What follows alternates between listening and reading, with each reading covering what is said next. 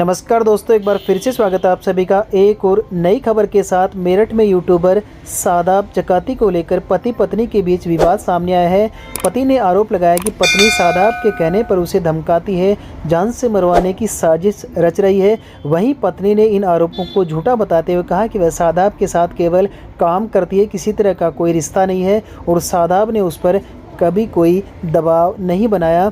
10 रुपये वाला बिस्कुट कितने का है जी पूछकर सोशल मीडिया पर अलग ही पहचान बना चुके शादाब जकाती एक बार फिर से विवादों में है। इस बार वजह कोई वीडियो कंटेंट नहीं बल्कि उनके साथ काम करने वाली महिला और उनके पति के बीच का विवाद है। शादाब के साथ काम करने वाली महिला का पति थाने पहुंचकर फूट फूट कर रोने लगा और अपनी ही पत्नी पर जान से मरवाने की साजिश रचने का आरोप लगाने लगा। इचोली थाने पहुंचे खुर्शीद उर्फ सोनू की हालत बेहद ख़राब थी। थाने के भीतर और बाहर मौजूद लोगों के सामने वह बार बार यही कहता नजर आया कि उसकी पत्नी उसे जान से मरवाना चाहती है।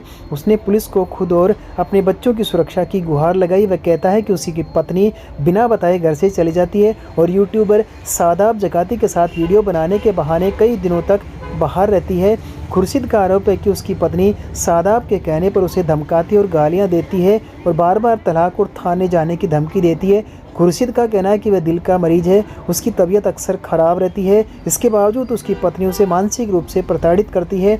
वायरल वीडियो में वह कहता हुआ सुनाई देता है कि मेरी बीवी को मेरी कोई परवाह नहीं है। शादी के बाद भी उसके कई महीनों से रिश्ते रहे, मैंने सब कुछ नज़रअंदाज किया। अब ये जकाती के साथ लगी हुई है। जकाती इसे 3-3, 4-4 दिनों के लिए ले जाता है। मैंने रोका तो कहने लगी कि तू मर जा, मुझे कोई फ़र्क नहीं पड़ता। खुर्शीद का दावा है कि कुछ दिन पहले उसकी पत्नी ने देहरादून जाने की बात कही थी। जब उसने विरोध किया तो पत्नी ने झूठ बोला कि वह थाने में बैठी है। बाद में उसे शक हुआ कि उसके खिलाफ कोई साजिश रची जा रही है। उसका कहना है कि उसे जान से मारने की तैयारी हो रही है और इसमें कई लोग शामिल हैं। के आरोपों के बाद महिला इरम ने भी अपना वीडियो जारी किया और साफ शब्दों में कहा कि सभी आरोपों को गलत बताया। इरम ने कहा कि वह शादाब जकाती के साथ सिर्फ काम करती है और इसके बदले उसे मेहनताना मिलता है। इरम का कहना है कि उसके पति खुर्शीद उसे लगातार मारपीट कर परेशान करते थे और पैसे की मांग करते थे। उसने बताया कि 4 बच्चों की जिम्मेदारी उसके कंधों पर है और घर चलाने के लिए वह काम करने को मजबूर है।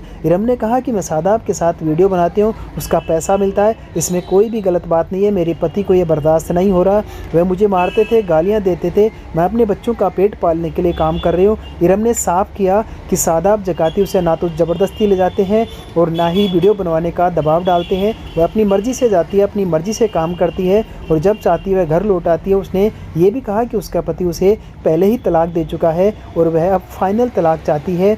मेरा उससे कोई रिश्ता नहीं बचा है, मैं उससे अलग रहना चाहती हूँ। उसने मुझे बहुत मारा पीटा। शादाब का इस पूरे मामले से कोई लेना देना नहीं है।